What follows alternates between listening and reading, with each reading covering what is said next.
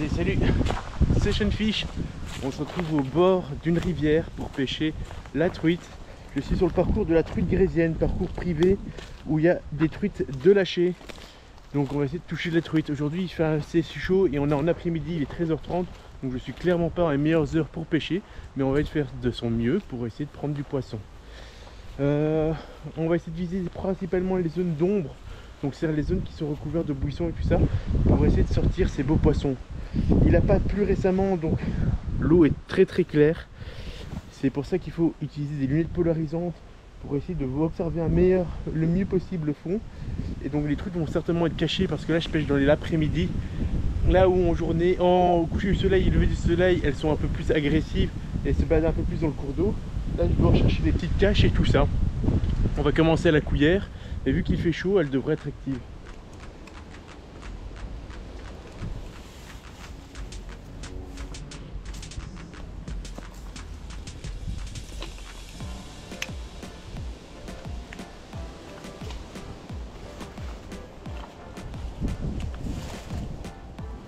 Oh, la zone ici elle a totalement changé.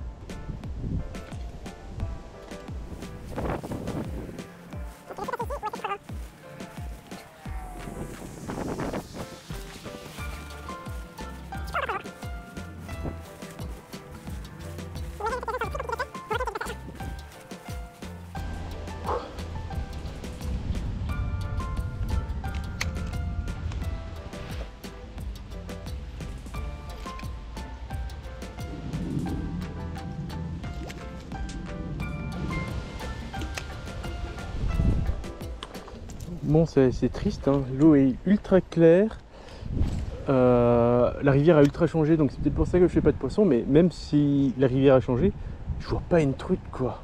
Et pourtant je vois quasi, dans les 3/4 des fois je vois le fond quoi. Donc soit elles sont vraiment bien cachées, soit il n'y a pas de truite quoi. Mais pourtant ils ont réempoisonné il n'y a pas si longtemps et c'est ça qui est dommage. C'est que j'arrive pas à m'amuser sur cette rivière qui malheureusement ne sait pas vivre sans ces truites de lâcher quoi. Parce qu'il n'y a pas de truite naturelle. Enfin si, ils sont en train de faire de l'alvinage sur la rivière, donc pas vraiment naturel. Mais ils essaient de remettre de la vie dans la rivière, mais c'est pas ça quoi pour le moment. Là, je suis en train de tester un nouveau minot que j'ai acheté récemment chez Decathlon. Hop. J'ai acheté pour 3 € en promo. Bah franchement il nage bien. Et le coloris est sympa. Et il est un peu bruiteur quand même. J'aurais préféré silencieux pour le coup, mais bon. Pour 3 € on va pas se plaindre.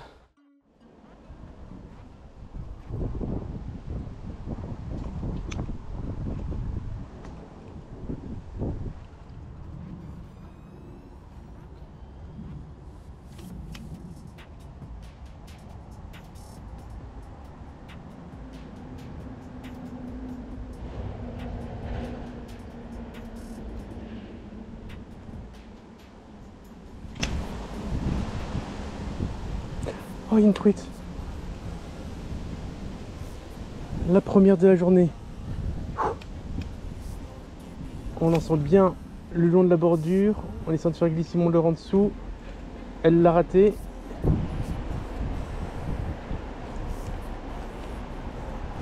J'ai essayé de voir juste avec un autre leurre après si j'arrive pas à se lancer ici. Poisson. Ah, c'est une belle. C'est une arc. Et ça reste une truite. Tout que j'étais capot jusqu'à présent. Ah non. Oui, elle est dans l'épuisette. Bon, alors j'ai une truite dans l'épuisette. J'ai les mains qui ne sont pas mouillées. Je ne vais pas pouvoir mouiller mes mains. Autour de moi, il n'y a que de la terre sèche. Même si c'est une arc-en-ciel, j'ai envie de la remettre à l'eau. Donc je vais la sortir avec l'épuisette. Hop, oh elle est vraiment belle. Regardez-moi ça, une belle truite bien cachée sous le rebord. Et donc du coup je vous disais, j'ai pas envie de la toucher avec les mains directement. Donc je vais la prendre dans les mains avec l'aide de l'épuisette. Puis maintenant je vais essayer de retrouver sa gueule parce que forcément elle a fait n'importe quoi avec l'épuisette.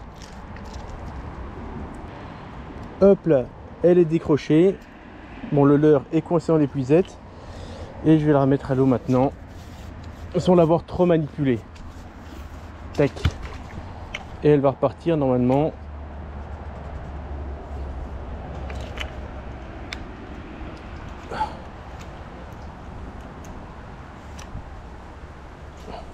Hop là, et elle repart se folicher, se cacher sous une branche. Et voilà, première truite sur un petit minot, tout fraîchement acheté chez les Decathlon à 3 €. Belle réduction parce que normalement il était à 10 €, rupture de stock, enfin c'était un déstockage. Du coup très intéressant. En le touchant vraiment proche de la branche pour essayer de faire passer un maximum sous la branche. C'était mon but et effectivement il y avait bien une truite cachée là. Donc il faut vraiment chercher les zones de cache, hein. Je m'y attendais aujourd'hui.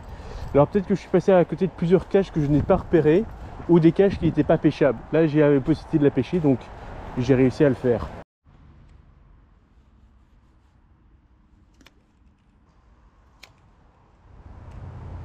Bon, la structure là devant moi elle est très intéressante. Mais là je sais pêcher que l'arrière du trou, ce qui est beaucoup moins intéressant. Du coup la question c'est comment je vais faire pour présenter un leurre passant correctement sous la structure. Il faudra déjà que je remonte un petit peu la bordure. Le problème c'est que remontant le peu de bordure, vu que les bordures sont très compliquées d'accès ici. Oh, il y a une truite. Oh, il y a une belle truite juste là, sous des déchets aussi. Tac, tac. Poisson. Une arc encore. Wow, non, décroché. Et du coup là en fait, si vous voulez, devant moi il y a une ancienne clôture qui est tombée dans l'eau. Et il y a des déchets qui se sont attachés à ces clôtures parce qu'il y a du fil barbelé. Et donc du coup moi j'essaie de pêcher juste à côté du fil barbelé sans pour autant passer dans le fil barbelé parce que forcément j'ai déjà perdu 2-3 leurres dans cette clôture barbelée parce qu'on voit pas exactement où sont les débuts et où sont la fin de cette clôture. Et du coup il y avait une truite qui était cachée, je m'y attendais pas à celle-là. Donc je pensais pas la faire là la truite, je m'attendais plutôt à en voir une sortir de sous les déchets devant moi. Voilà, j'ai fait le tour de l'obstacle et je peux l'attaquer maintenant de l'autre côté. Le problème c'est quand même de glisser mon leurre sous l'obstacle, hein, qui va être compliqué. On va quand même essayer et profiter du fait que mon leurre soit bien coulant pour essayer de le faire dandiner un petit peu sous l'obstacle.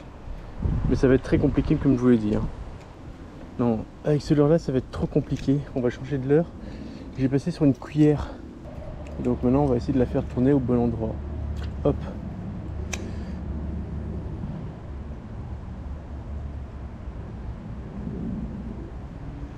Bon, j'ai pas réussi à me glisser sous l'obstacle. J'essaie de lancer encore plus près. Tac. C'est pas grave. Maintenant je vais attaquer debout et dans le sens contraire des spots que j'attaque depuis là tantôt. En descendant le courant, j'attaque un petit peu le spot devant moi. Sachant qu'il y a quand même une branche qui va gêner mon parcours. Et je me suis pas raté de me la prendre.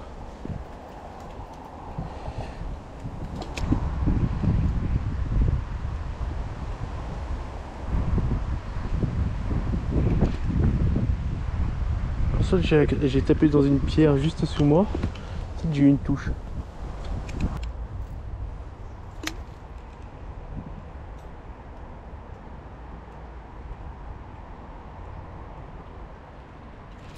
Oui, il y a une truite sous moi. Putain, il y a une truite pile poil sous moi. Sauf que là, elle m'a tapé dans ma cuillère. Comment je vais faire pour pouvoir la faire? On va essayer de voir si en remontant le courant depuis ici, j'arrive à augmenter mes chances. Hop, là je lance derrière le trou. Et je remonte tout doucement au-dessus du trou en voyant voir si elle va bien vouloir monter. Mon fille monter, elle ne voudra pas. Peut-être si je passe sur un crank. Hop, petit crank. Note que je pourrais passer sur mon leurre. Mon autre leurre si celui-ci penche pas assez.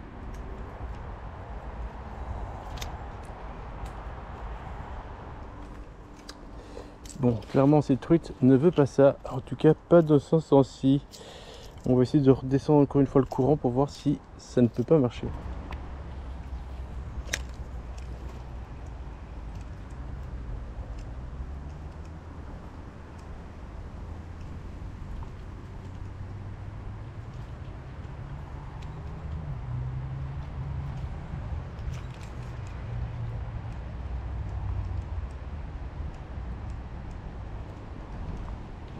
poisson.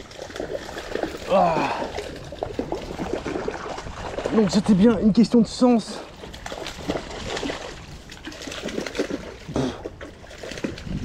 Voilà là là. Ouh. Elle m'aura fait un petit combat celle-là. Hop hop là. Ah, il y avait une branche dans mon dos. Aïe aïe aïe aïe aïe, je l'ai senti, elle m'a fait mal la branche. Ah. Bon, la truite elle s'est décrochée. Bon, elle doit faire son 35 plus à mon avis celle-là. Hop, ah, je me suis pris une belle branche dans le dos. On va la remettre directement à l'eau. Et donc du coup, vraiment, deuxième passage ou troisième passage en changeant de sens, toujours à la cuillère.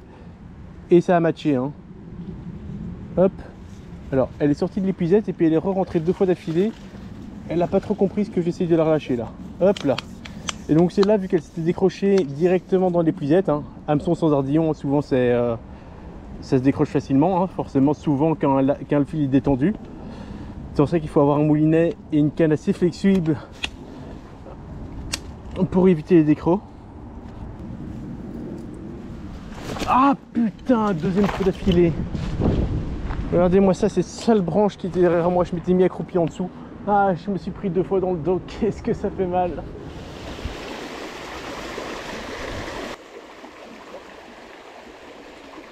Oh là là là là. Poisson. J'ai pas encore vu ce que c'était. Waouh. C'est une petite arc, mais très dynamique. Hop là. Putain, elle m'a pris au plein milieu du jus. Je regardais même pas ce que je faisais, je regardais mes pieds exactement. Magnifique. Magnifique truite qui s'est décrochée. Et donc on va directement remettre à l'eau. Hop. Tac. Et qui est reparti se remettre dans le jus.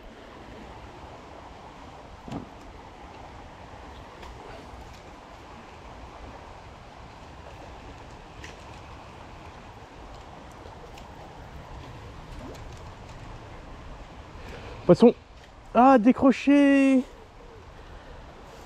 Ah, je suis pas sûr qu'elle se voit à la caméra.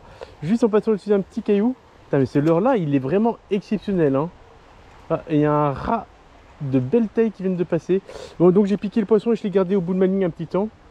Donc ça m'étonnerait que j'arrive à refaire la truite. Elle était juste... Oh, elle est revenue, elle est revenue. Et j'ai le rat qui est quelque part là dans les buissons juste à côté de moi. Je sais pas ce qu'il fout le rat. Ouf. Où se lancer? Dans l'arbre. Hop là. Là bah le rat est parti dans l'eau. Il est parti chercher mon leurre. Non, heureusement s'il chope mon leurre, le rat je vais m'en rigoler par contre. Bon, note que c'est des hameçons sans ardillon, donc j'arriverai à le décrocher sans trop de soucis. Mais si je... Oh, elle a raté. Oh, elle a attaqué 2 fois d'affilée. Oh, c'est une petite truite, hein, c'est une petite. Et qu'est-ce que c'est fun. Oh, vous savez quoi, je vais juste l'attaquer de l'autre côté. Parce que je sais que normalement il y a moyen d'attaquer ce trou là de l'autre côté. Putain, mais pourtant je l'ai piqué celle-là, hein. Je l'ai eu au bout de ma ligne un petit temps. Hop, elle est juste derrière le dernier rocher un peu plus loin. Donc on va lancer. Le lancer est parfait. Hop, je touche un petit peu. Je vais passer au-dessus du rocher. Elle est passée à côté du leurre. Elle le veut bien aussi en ce sens-ci, ce sera plus facile pour moi à pêcher. Je pourrais descendre sur le caillou encore en dessous pour avoir plus facile encore à lancer. Mais j'ai peur que si je passe sur le... Non, décroché. Elle a tapé dessus, j'ai pas réussi à la piquer. C'est encore une petite arc. Bon, les arcs, c'est vraiment une dinguerie, hein. En termes de réflexion, c'est pas une... Poisson. Je l'ai. C'est pas une arc, c'est une fario. Quoique. Non, c'est une fario. Hop là, première fario de la journée. Ah, et c'est là que je vais pouvoir vous la présenter un peu plus près maintenant que j'ai un petit peu d'eau à proximité. Le tout, c'est d'arriver à descendre sans se casser la figure. Nickel ça. J'ouvre le pick-up de ma canne pour éviter les éventuels accidents. Hop. Et regardez-moi ça. Bon, elle se voit pas très bien là, mais une magnifique Dame Fario. Hop. J'ai pour me mouiller les mains. Oh, l'eau est encore bien fraîche en fait. Ah, c'est pour ça qu'elles sont actives aujourd'hui. Il y a du soleil et elles sont... Hop là, regardez-moi ça. Une magnifique truite. Hop là. Une magnifique truite Fario. Bon, elle n'est pas très grande, hein. Elle va repartir directement à l'eau. Hop là. Et elle est là sous le caillou. Elle s'est cachée là sous le caillou. Putain, je la vois pas du tout. Comme quoi, il fallait bien insister. Moi, j'aurais fait quelques poissons. Alors, je sais pas si c'est la même que j'ai touché à chaque fois. De truite avec ce leurre. En tout cas, la truite que j'ai piquée juste avant, que j'ai décroché, avait plus ou moins le même gabarit. Mais comme je vous l'ai dit, les truites de lâcher, parce que même si c'est une truite Fario, c'est une truite de lâcher, ça leur arrive souvent de vivre en groupe. Hein. Tac. Donc plusieurs, les petites truites de lâcher, elles vivent souvent rassemblées dans le même trou. Et donc du coup, c'est pas rare d'en faire une ou deux dans le même trou. Par contre, une Fario et une arc dans le même trou, c'est plus rare. Et ça m'est déjà arrivé. On va encore faire 2-3 petits lancers tant qu'on est ici. Hein. On ne sait jamais. Et voilà, fin de session. Je pense que je fais 4 truites au total. J'en décroche une et j'en vois 2 supplémentaires. Donc franchement, une très bonne session par rapport à ce que la rivière m'a pu me proposer depuis le début de cette année. Hop là, on se retrouve pour une nouvelle session. Toujours en rivière. Toujours des truites de lâcher, mais là ça fait un petit temps que les poissons étaient relâchés. Et si je vous parle de rivière avec des truites de lâcher, c'est pas pour rien, c'est parce que les truites sur cette rivière sont énormément prélevées. Et donc je ne m'attends pas à retrouver du poisson aujourd'hui, en tout cas pas dans le début du parcours, parce que souvent ce sont les premiers postes qui sont fort pêchés, prélevés, et après les postes un peu plus loin, un peu plus compliqués d'accès, sont de manière générale un peu plus épargnés. Oh purée, il y a une truite là directement en dessous. Oh, je m'attendais pas. C'est le premier poste de la rivière. Et il y a une truite juste sous le poste. Oh, je l'ai raté. Hop.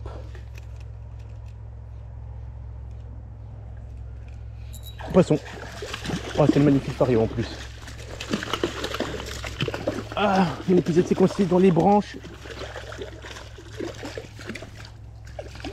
Allez. Allez. Oui. Oui, on va dire qu'elle est dans l'épuisette. Oh, c'est une magnifique Fario en plus. Oh là là là là là. Ah bah là, pour une action réussie, c'est une action réussie, les amis. Par contre, par rapport à ce que je vous annonçais, on n'est pas sur les bonnes couleurs. Donc ça va être compliqué. Est-ce qu'il est encore engamé? J'ai entendu le leurre tomber. Le leurre est tombé, nickel.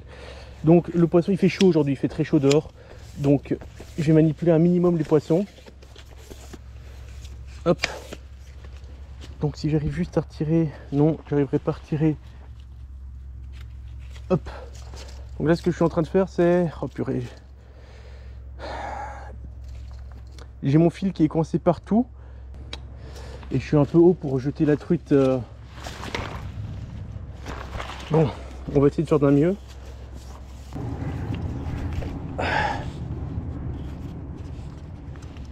Hop là.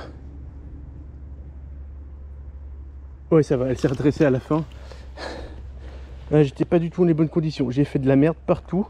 Il y a du fil partout, j'ai des nœuds partout. Bon, je vous reprends dans 5 minutes, le temps que je règle tous les problèmes de fil qui sont partis dans le fil. Bon, ben voilà, déjà de retour. Ça a été, c'était moins complexe que ce que je pensais. Donc, je vous explique ce qui vient de se passer. Actuellement, il fait 22 degrés dehors. D'ailleurs, pour information, on est, si je ne dis pas de bêtises, le 28 août. Raté, on est le 27 août. Il est 13h30. Il fait 22 degrés et j'ai pêché la truite. La truite que je viens de faire, j'ai pas voulu la manipuler pour 2 raisons. Première chose, j'ai les mains qui sont sèches. Pourquoi? Parce que je peux pas mettre mes mains qui sont en l'eau, parce que la rivière là est à 1,50 m voire 2 mètres en dessous de moi. J'aurais pu me descendre sur la petite butte là, mais c'est assez casse-gueule pour descendre, de 1. Et de 2, vu que j'ai vu que la truite était juste en dessous, je pouvais pas descendre avant de la faire. Deuxième chose, vu que je voulais pas la manipuler, elle s'est décrochée. Donc je pêche, ici c'est pêche sans ardillon obligatoire, mais en plus de pêcher sans ardillon, je pêche avec des simples. Donc du coup je savais que le poisson, une fois dans l'épuisette, a des fortes chances de se décrocher tout seul. C'est ce qui était le cas ici. Sauf que mon leurre s'est coincé dans mon épuisette. Mais j'ai déposé ma canne là-dessus et mon fil de ma canne s'est coincé dans les plantes. Et donc du coup j'arrivais pas à détendre l'épuisette tout en ouvrant le pick-up pour sortir la truite. Donc j'ai un petit peu galéré et c'est pour ça qu'au lieu de patienter un petit peu pour vous montrer le poisson, j'ai préféré relâcher directement. Si vous avez fait attention, le poisson qui s'est relâché, il s'était mis sur le ventre en mode mort. Il fait un peu chaud, mais heureusement j'ai vu à la fin qu'il s'était redressé. Alors ça c'est une zone assez intéressante, mais à mon avis elle va être difficilement pêchable d'où je suis. Parce que je dois pêcher là derrière. Là c'est une zone shallow, il n'y a pas d'intérêt à pêcher. Et là mon leurre devient pêchant. Mais j'ai pas beaucoup de place pour animer. Je peux aussi essayer d'animer ici en dessous. Même problème, j'ai pas beaucoup de place pour animer mon leurre. Je suis un peu de surplace dans le courant. Donc la pêche de la truite, pour ceux qui connaissent pas, en rivière en tout cas, ça consiste à pêcher des fosses ou des zones encombrées, ou une zone où il y aurait potentiellement une truite. Donc là par exemple, à ma droite, c'est toute une zone shallow où je vois partout, il n'y a pas de truite là, ça sert à rien de pêcher. Par contre ici, il y a des branches et tout ça, c'est une zone un peu plus discrète qui pourrait être intéressant à être pêché. Donc j'anime mon leurre tout doucement et il faut toujours en rivière essayer d'approcher les postes le plus discrètement possible, mais c'est pas toujours évident parce que la berge est encombrée et ci et ça. Voilà, nickel. Par exemple là devant moi j'ai une belle fosse. Alors maintenant le tout c'est de savoir comment l'attaquer encore. Là par exemple c'est pas la meilleure option, mais j'ai pas beaucoup de bonnes options pour attaquer le poste parce que lancer directement dans le trou, soit de la truite la prend à tomber, c'est bien, soit elle aura peur de mon leurre qui tombe. Et en même temps je peux pas attaquer toutes les parties du trou. En général moi j'aime bien que j'attaque de cette manière là, commencer par l'arrière et réavancer petit à petit vers l'avant du trou, donc dans le sens de courant. Donc là attaquer à gauche et remonter, ça c'est ce que j'aimerais bien faire. Mais il y a aussi beaucoup de branches, je pourrais m'avancer un petit peu plus pour faire des lancers plus précis, ce qui serait plutôt pas mal. Mais le problème c'est que si je me rapproche un peu plus, je vais perdre un petit peu en termes de discrétion. Donc c'est toujours le choix est compliqué entre décider par exemple de me rapprocher ici, perdre un petit peu en discrétion mais faire un lancer beaucoup plus précis, ou essayer de jouer justement de plus loin et faire des lancers moins précis mais plus discrets. Donc c'est toujours choisir le bon compromis et c'est assez complexe. Tac. Surtout que à la GoPro, on a l'impression que la rivière elle est très très large. Ici il n'y a que 2 mètres de large devant moi, elle est peut-être 2,50 m, mais il n'y a pas énormément de largeur quoi. Et il n'y a pas vraiment beaucoup d'espace pour faire des beaux lancers.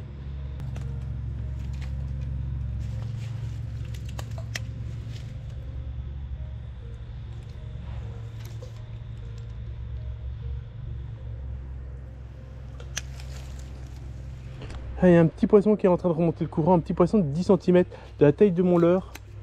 Ça pourrait être un verron, ça pourrait être autre chose. Et je vous dis, ma rivière elle est vraiment pas top au niveau de la vie dessus, on va dire. Et donc des verrons, même des verrons, il y en a très très peu sur la rivière. Donc s'il y en a, tant mieux. Mais il y a quand même peu de chances que ce que je viens de voir c'était un verron. Par contre, ça ne m'étonnerait pas que ce soit une petite truitelle qui commence à survivre sur les rivières.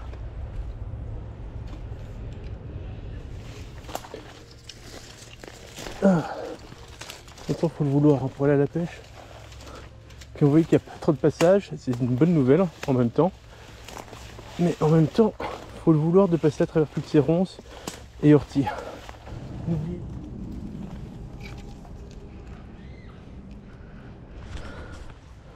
En tout cas, je peux vous dire un truc, c'est que les spots sont très compliqués d'accès. Je viens de me casser la figure. Je suis tombé sur mon cul. Et sur mon cul, il y avait des orties. Je peux vous dire qu'à l'heure actuelle, ça pique, ça gratte. C'est pas cool du tout.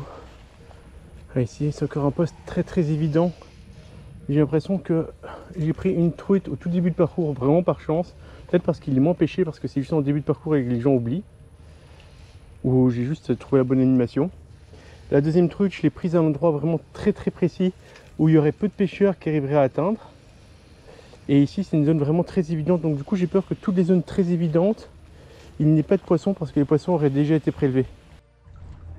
Hop, je viens de rater une branche, derrière la branche, il y a une truite qui est planquée. Et heureusement, ma batterie vient de tomber plate. Donc du coup, vous n'avez pas vu la séquence juste avant, mais je ne l'ai pas piqué encore. Donc il y a des fortes chances que j'arrive à la faire maintenant. Tac. Je suis lancé pile poil dessus. Oh. Elle a chopé l'herbe. Elle a chopé l'herbe. L'attaque de malade. Oh, est-ce que je sors? Si je la pique pas maintenant, je sors à l'heure de surface. Je l'ai piqué maintenant. Merde. Je l'ai juste piqué mais pas ferré correctement. On va réessayer encore une fois. Elle a toujours pas compris. Elle a toujours pas compris. Là je l'ai. Oh, non, décroché. Ah, elle était sauvage. Celle-là. Ouh. Et encore un peu, je glissais moi. Ah, je vais encore faire un lancer derrière si elle serait pas deux. Ça m'étonnerait pas qu'elle soit deux dans le trou, mais par contre, si elle était seule, à mon avis, je la ferais plus quoi. Ah, dommage. Je pense que j'ai mon frein encore un petit peu trop serré.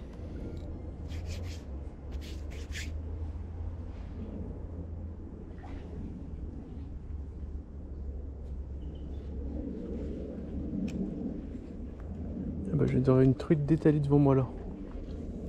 Je sais pas si elle continue sa route par contre.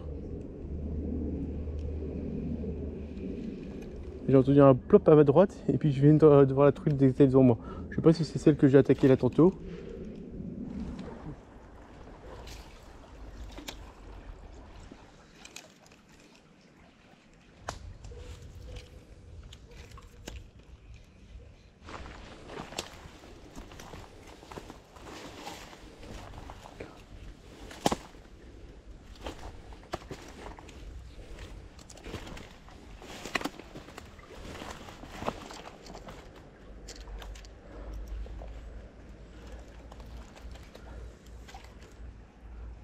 Leur tête. Ah purée, là il y a une truite.